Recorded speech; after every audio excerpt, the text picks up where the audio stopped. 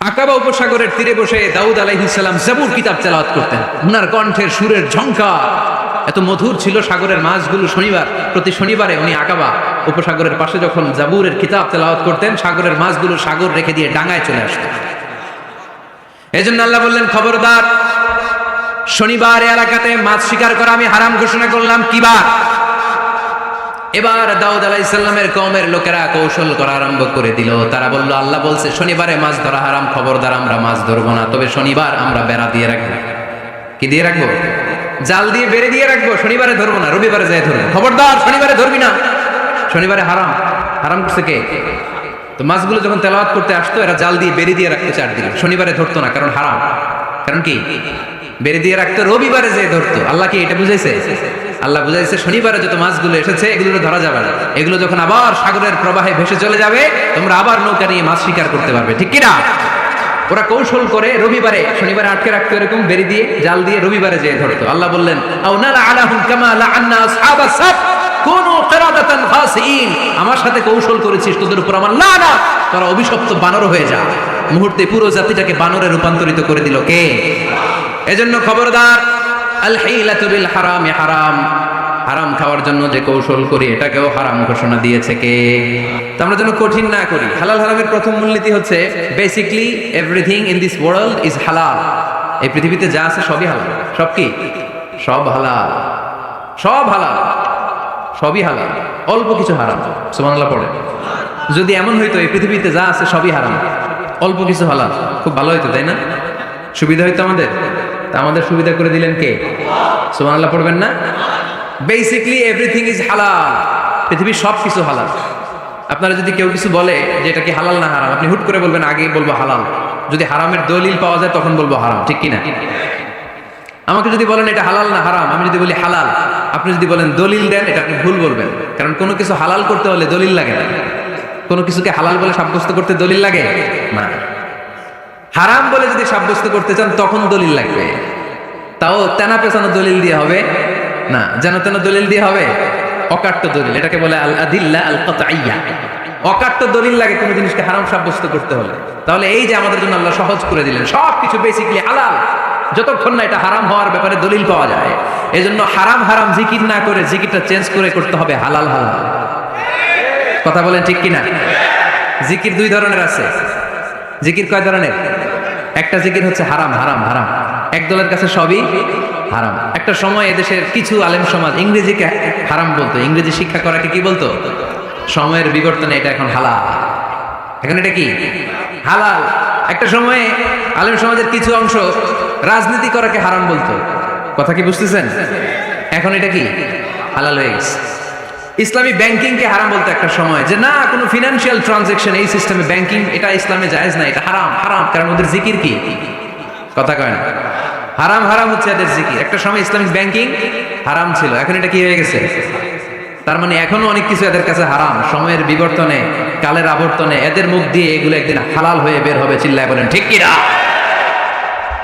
এজন্য এই পৃথিবীর সবকিছু মূলত হালাল যতক্ষণ না হারাম হওয়ার ব্যাপারে দলিল না পাওয়া যায়। হারাম করতে হলে দলিল লাগে, হালাল বানানোর জন্য দলিল লাগে না।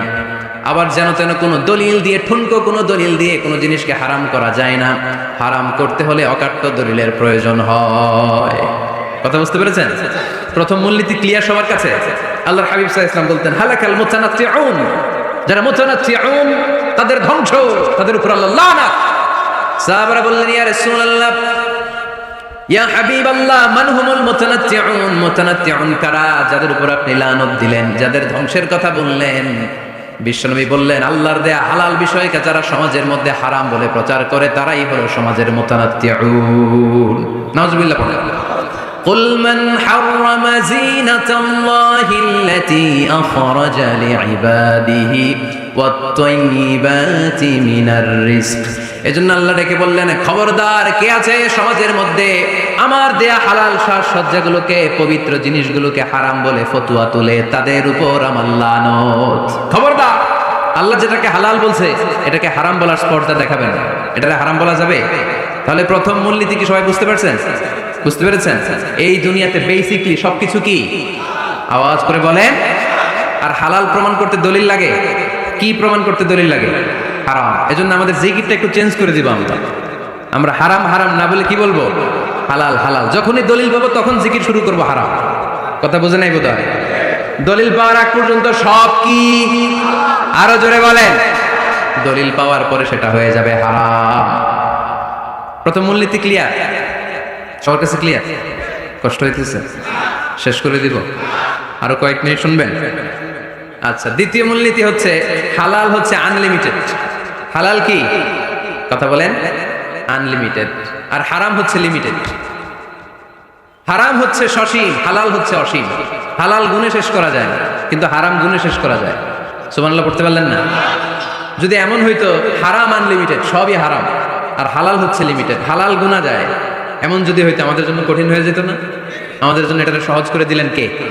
দেখেন কোরআনে যত জায়গায় আল্লাহ হালালের ঘোষণা দিয়েছেন, আল্লাহ ব্যাপকভাবে দিয়েছেন। আল্লাহ বলেছেন উহিল্লা লাকুম বাহিমাতুল আনআম, এই পৃথিবীতে যত গবাদি পশু আছে সব খাওয়া হালাল, ইল্লা মা ইউতলা আলাইকুম, তবে হাতে গোনা অল্প কয়েকটা ছাড়া, যেগুলো এখনই তোমাদেরকে তেলাওয়াত করে শোনানো হবে। পড়েন সুবহানাল্লাহ।